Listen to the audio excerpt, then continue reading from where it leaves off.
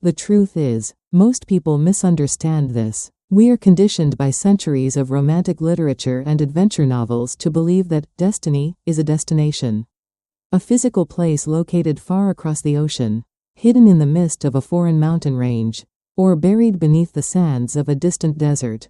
We are taught that to find our fortune, we must leave our homes, abandon our comforts, and embark on a perilous odyssey. But the sensational, earth-shattering reality revealed in Russell Conwell's Acres of Diamonds is that this belief is not just a harmless myth, it is a psychological disease that has led millions of men and women to ruin. The narrative begins not in a boardroom or a stock exchange, but on the banks of the ancient river Indus, in a time when camels were the chariots of the wealthy and stories were the currency of the wise. The scene is set with a level of atmospheric intensity that rivals a cinematic epic. An old Persian guide, a man of deep wrinkles and deeper wisdom, sits by a crackling fire with a traveler, recounting a legend that is as old as the stones beneath their feet. This is not merely a story, it is a warning. It is the tale of Al-Havd, a man who possessed everything the human heart should desire, yet died with nothing but the salt of the ocean in his lungs. A victim of the most dangerous illusion in the human experience, the belief that over there is better than right here. Al-Havd was a man of substance. The narrative paints him as the archetype of the contented patriarch. He owned a vast farm, lush with orchards of dates and figs, fields of waving grain, and gardens that smelled of jasmine and rose. He had money out at interest, a loving wife, and children who looked up to him with respect. By every metric of the ancient world, Al-Havd was a success.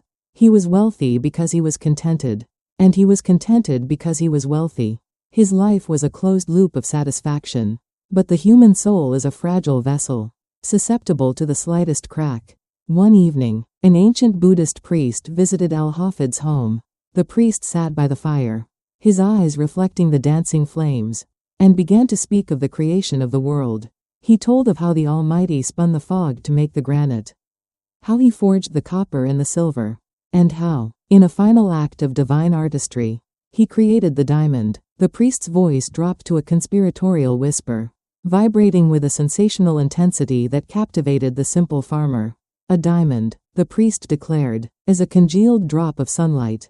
He spoke of its power, its unyielding hardness, and its infinite value. If you had a diamond the size of your thumb, the priest said, gesturing to the fire, you could purchase the county. And if you had a mine of diamonds, you could place your children upon thrones through the influence of their great wealth. The effect of these words on Al-Havd was catastrophic. It was a psychological amputation. In a single moment, the value of his orchards, his grain, and his gardens evaporated. He went to his bed that night a poor man. He had not lost an acre of land, he had not lost a single sheep, he had not lost a coin from his purse. But he was poor because he was discontented. And he was discontented because he feared he was poor. The demon of comparison had entered his heart. He lay awake, staring at the ceiling, no longer seeing the beauty of his life, but only the phantom sparkle of diamonds he did not possess. The narrative analyzes this shift as the origin of poverty. Poverty, in this context, is not a lack of resources, it is a lack of appreciation.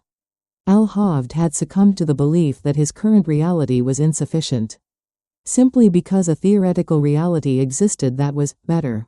Sleep evaded him. The next morning, he sought out the priest with a frantic, feverish urgency. Will you tell me where I can find diamonds? He demanded. The priest, surprised by the transformation in the man's demeanor, from a calm host to a desperate hunter, replied, Diamonds? What do you want with diamonds? Al-Havd's eyes burned. I want to be immensely rich. He said, I want to place my children on thrones. The priest, seeing the man's resolve, pointed vaguely to the world beyond. If you will find a river that runs at high noon over white sands, between high mountains, in those white sands you will always find diamonds. The directions were vague, mythical, almost impossible, but Al-Havd did not hear the impossibility, he heard only the promise. The narrative describes the tragic dismantling of a life. Al-Havd sold his farm for a fraction of its value. He collected his money, left his family in the care of a neighbor, and set off into the world. A wanderer in search of a dream. He began his search at the mountains of the moon. He traversed the rugged terrain of Palestine. He wandered through the great cities and wild forests of Europe. Years passed. The narrative accelerates, showing the erosion of the man. His clothes turned to rags. His youth withered into age. His wealth, once substantial enough to buy counties, dwindled to nothing. The diamonds remained elusive, a mirage that retreated with every step he took. Finally, the story brings us to the shores of Barcelona, Spain. A great tidal wave came rolling in through the Pillars of Hercules. Al-Havd, broken, destitute, and crushed by the weight of his own failure, looked at the oncoming water. He had chased a fantasy across the known world and found only despair. In a final act of tragic surrender, unable to face the shame of his return or the emptiness of his future, he cast himself into the foaming waves and was lost forever. He died a pauper in a strange land, a victim of his own blindness. But the narrative does not end in the waters of Spain. With a cinematic cut, the story snaps back to the banks of the Indus River, to the very farm Al-Havd had sold in his madness. The man who had purchased the farm was a simple soul, content to work the land that Al-Havd had abandoned. He did not dream of thrones, he dreamed of healthy camels and good crops. One day, he led his camel into the garden to drink from the shallow brook that meandered through the property. As the camel drank, stirring up the silt with its nose, the man noticed a curious flash of light from the white sands of the streambed. It was a black stone, unremarkable in shape, but containing a strange eye of light that reflected all the hues of the rainbow. He picked it up, marveling at its weight and its curious beauty, and carried it into the house. He placed it on the mantel above the fireplace, a simple decoration, and returned to his work, ignorant of what he had found. Days later, the same Buddhist priest returned to the farm, perhaps to pay his respects to Al-Hafid's successor. He entered the room and stopped dead in his tracks. The flash of light from the mantelpiece struck him with the force of a revelation. He rushed to the stone, his hands trembling. "Here is a diamond," he cried out. "Has Al-Havd returned?" The new owner shook his head, puzzled. No, Al-Havd has not returned. And that is not a diamond. That is nothing but a stone we found right out here in our own garden. The priest, trembling with excitement, seized the stone. "I tell you I know a diamond when I see it," he proclaimed, his voice rising to a shout. "I know its history, its physics, its soul. This is a diamond." Together, they rushed out to the garden. They stirred the white sands with their fingers, and lo, there were more stones, more beautiful and more valuable than the first. The narrative reveals a sensational truth that echoes through the corridors of history. This was the discovery of the Golconda diamond mines, the most magnificent diamond deposit the world has ever known. The Koh-i-Noor that sits in the crown of the Queen of England, the Orlov diamond in the Russian scepter, they all came from this single plot of land. The irony is cataclysmic. Al-Havd had owned acres of diamonds. He had walked over them every day. He had watered his crops with the stream that hid them. But he had sold them for a pittance to travel the world in search of the very thing he had left behind. He died a pauper in a strange land, while the man who stayed and worked the ground became the wealthiest man in the East. The analysis of this tragedy reveals the fundamental blindness of the human condition. We are wired to believe that opportunity is a function of geography. We think that, over there, in a different city, a different job, a different industry, lies the pot of gold. We look at the mountains in the distance and see them as purple and majestic. But the mountains we stand on seem composed only of rough rocks and dirt. The lesson is brutal. Diamonds do not look like diamonds in their rough state. To the uneducated eye, they look like common black stones. Al-Havd failed not because there were no diamonds, but because he did not know what a diamond looked like in the rough. He was looking for the cut and polished gem, the finished product, not the raw opportunity. The narrative transitions from the ancient legend to the gritty reality of the American frontier, proving that this blindness is not a Persian fable but a human universal. Conwell recounts the story of a man living in California in 1847. This man owned a ranch. He heard that gold had been discovered in Southern California, and the fever took him. He sold his ranch to Colonel Sutter and went off to hunt for gold. He spent the rest of his life wandering, never striking it rich. Meanwhile, Colonel Sutter, the man who bought the ranch, built a mill on a stream that ran through the property. One day, his little girl brought him some wet sand from the raceway. In that sand, they found the first flakes of gold that triggered the California gold rush. The man who had sold the ranch had been sitting on top of the richest gold mine in the continent. He sold it to go look for gold elsewhere. The sensational absurdity of it stuns the listener. The seller was literally sitting on the gold, but he was so busy looking at the horizon that he never looked down. The story intensifies with another example. Moving to the oil fields of Pennsylvania, a man owned a farm there and found the black, sticky substance in the creek to be a nuisance. It ruined the water for his cattle. He wrote to his cousin in Canada, complaining about the poor quality of his land. The cousin wrote back, suggesting he sell the farm and come to Canada to work in the oil industry, which was booming. The man caught the fever. He studied oil production. He learned the geology. He became an expert in theory. He sold his farm for $833, a paltry sum, and moved to Canada. The new owner of the farm, trying to water his cattle, found the creek dammed up by a plank the previous owner had placed there to stop the oil from flowing. He removed the plank, and a tidal wave of oil surged forth. This farm became the site of the first great oil well in Titusville, Pennsylvania. It produced millions of dollars in wealth. The man who sold it had studied oil. He knew the theory of oil, but he did not recognize the oil ruining his own creek. He was an expert in the abstract, but a fool in the concrete. The psychological flaw exposed here is the farsightedness of greed. When we are consumed by the desire for wealth, our vision extends to the horizon, blurring everything in our immediate vicinity. We undervalue what we have because we have it. Familiarity breeds contempt, and in business, familiarity breeds blindness. As the first part of this journey concludes, we are left standing in the shoes of Al-Havd, looking at our own lives. We feel the sting of the missed opportunities, the black stones we have kicked aside in our haste to find fortune elsewhere. The narrative has established the disease of distance, the belief that wealth is geography. But the cure has yet to be fully explored. If the diamonds are here, right under our feet, why can't we see them? And more importantly, how do we train our eyes to recognize the rough form of opportunity before we sell our farm to a stranger? The story prepares to pivot from the tragedies of the past to the practical, often humorous, and deeply inspiring stories of those who did look down. We are about to meet the inventors, the merchants, and the everyday people who found millions in the most boring, mundane corners of their existence. The realization is dawning. The problem is not a lack of diamonds. The problem is a lack of vision. The narrative shifts now from the mountains of gold and the rivers of oil to the valleys of the ordinary, where the true acres of diamonds lie hidden in plain sight. We are overlooking the detail that diamonds, in the modern world, are not geological accidents. They are human needs waiting to be satisfied. Conwell argues that the most valuable assets are often the most boring, the most domestic, and the most overlooked. To illustrate this, the story transports us to a humble kitchen in Massachusetts. A man sat watching his wife prepare dinner. She was struggling to cut a loaf of fresh, warm bread. The knife was dull, the bread was soft, and the result was a crumbled mess of slices.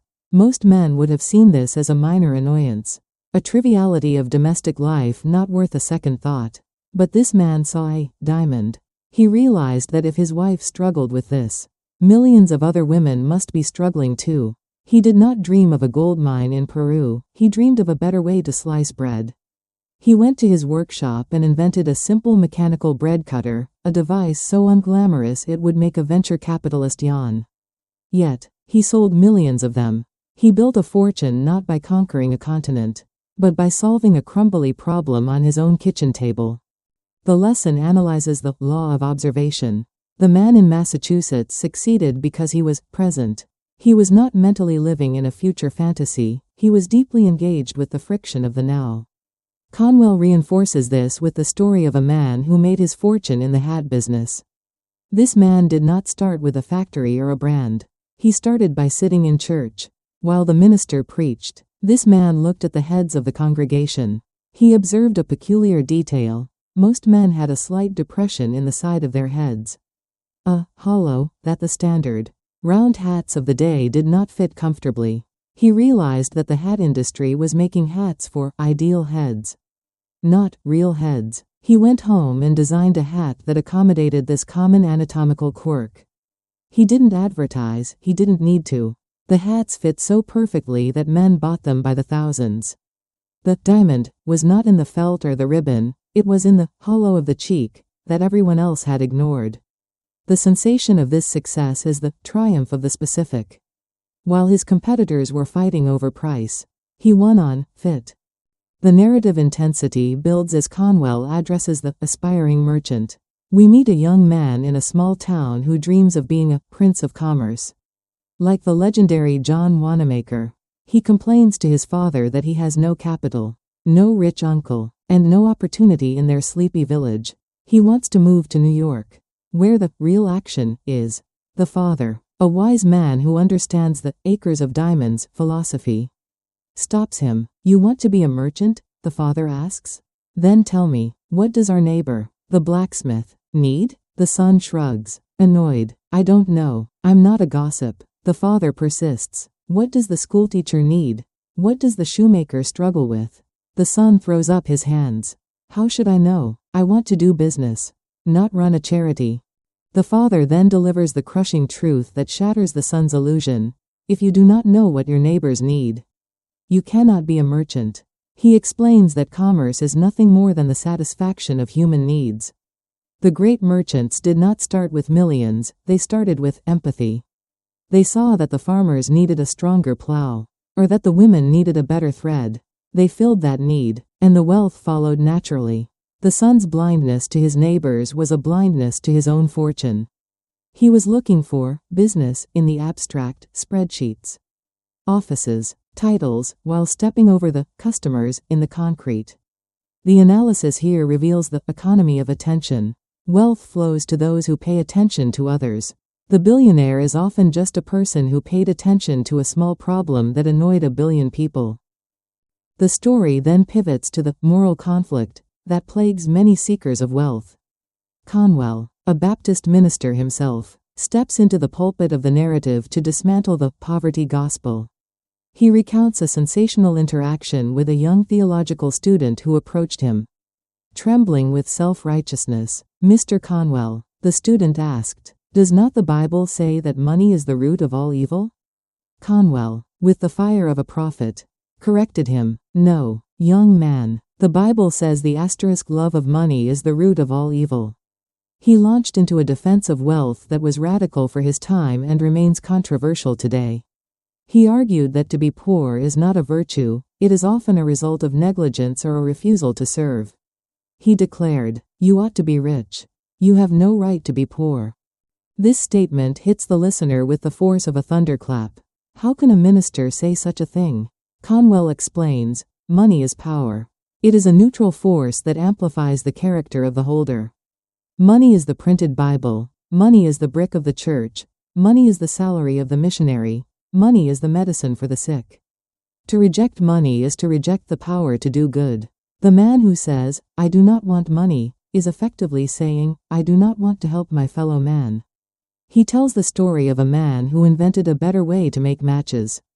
Before his invention, match workers suffered from phossy jaw, a horrific disease caused by white phosphorus.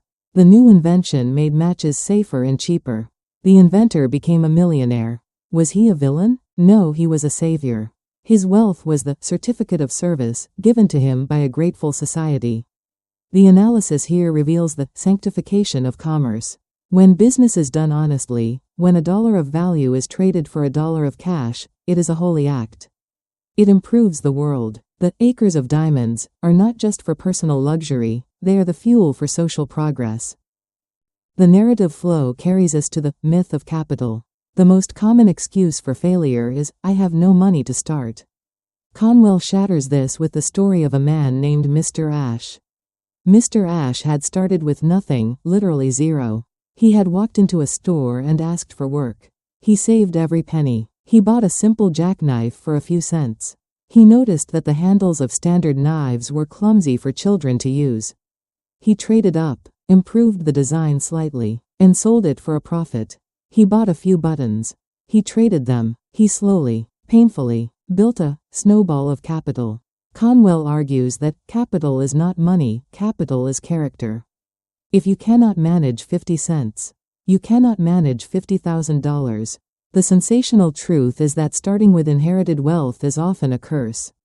He cites the statistics of the heirs. Out of 17 rich men's sons, often only one dies rich. Why? Because they never learned the art of the acorn. They started with the oak tree, and because they didn't grow it, they didn't know how to keep it from rotting. They spent their lives trying to spend the diamonds, not dig for them. The story intensifies as Conwell dissects the greatness of the ordinary. We live in a world that worships the great man, the president, the general, the celebrity. We think that to be great, we must leave our homes and ascend to a high office. Conwell destroys this illusion with the story of the Battle of the Wilderness.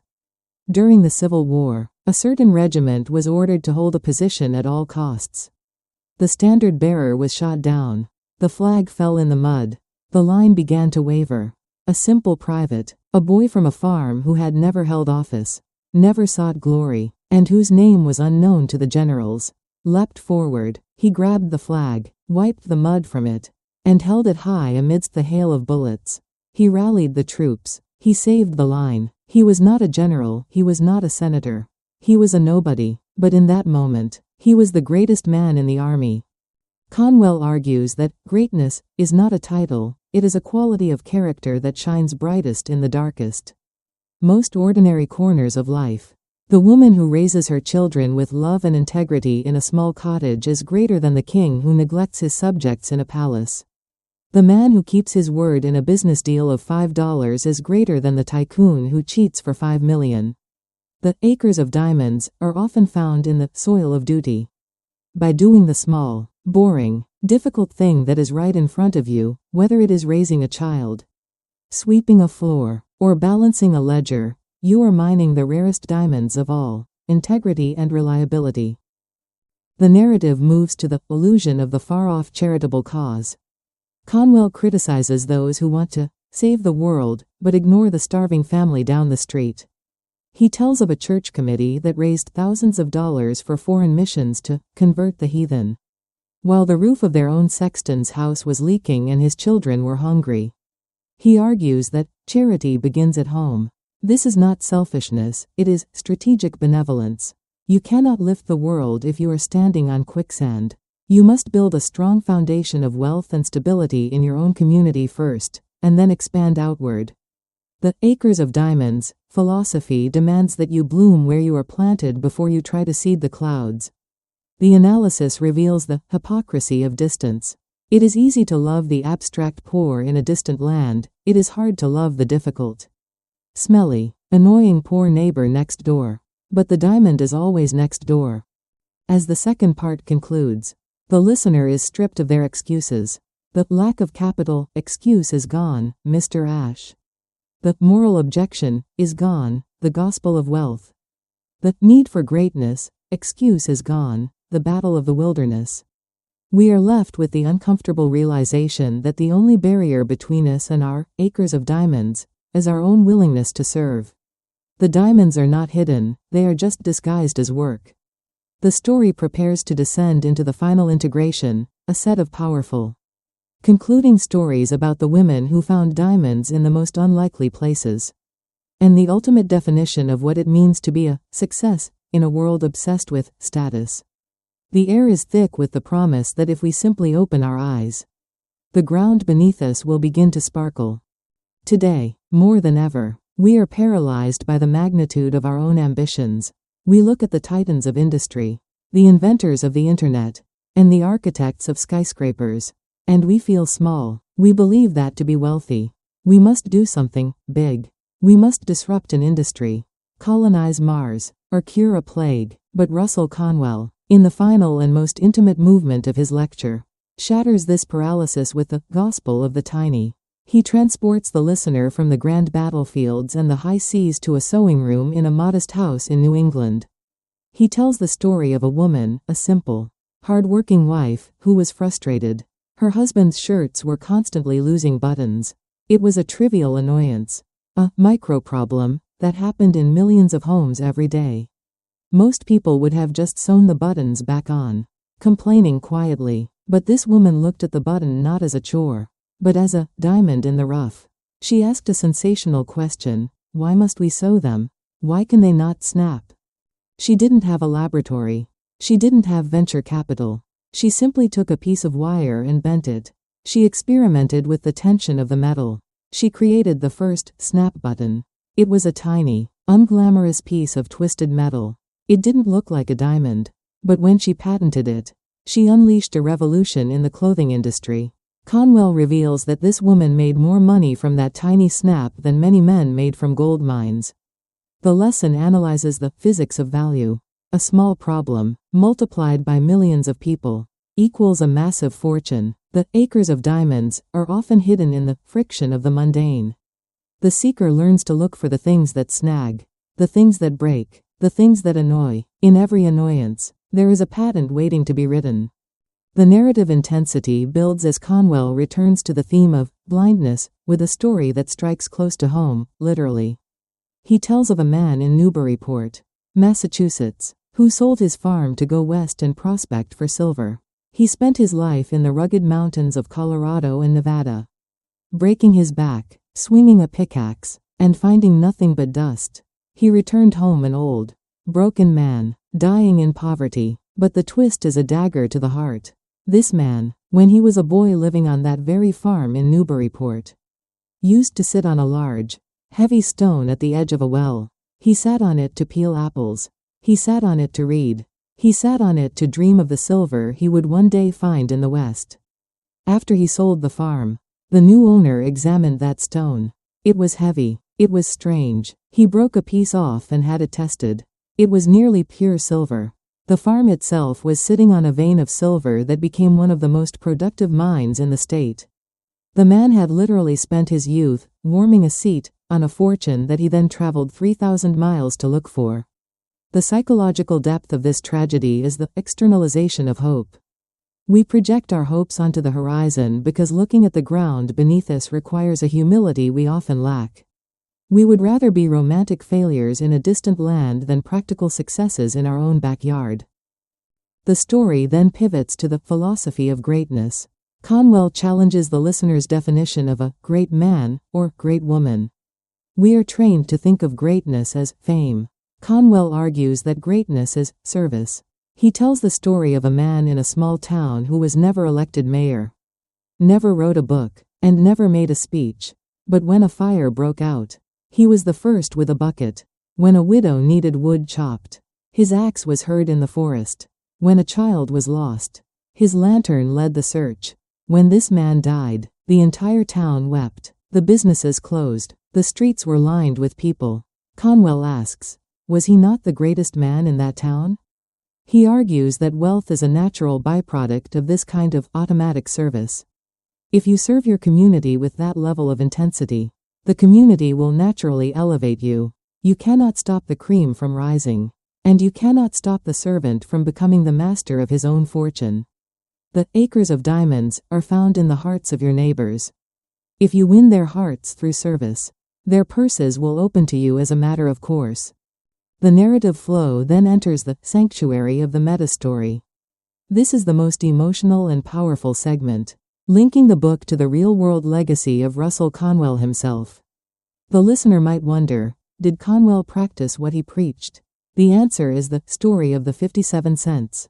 Conwell tells of a little girl named Hattie Mae Wyatt who stood outside his small, crowded church in Philadelphia, crying because there was no room for her to enter.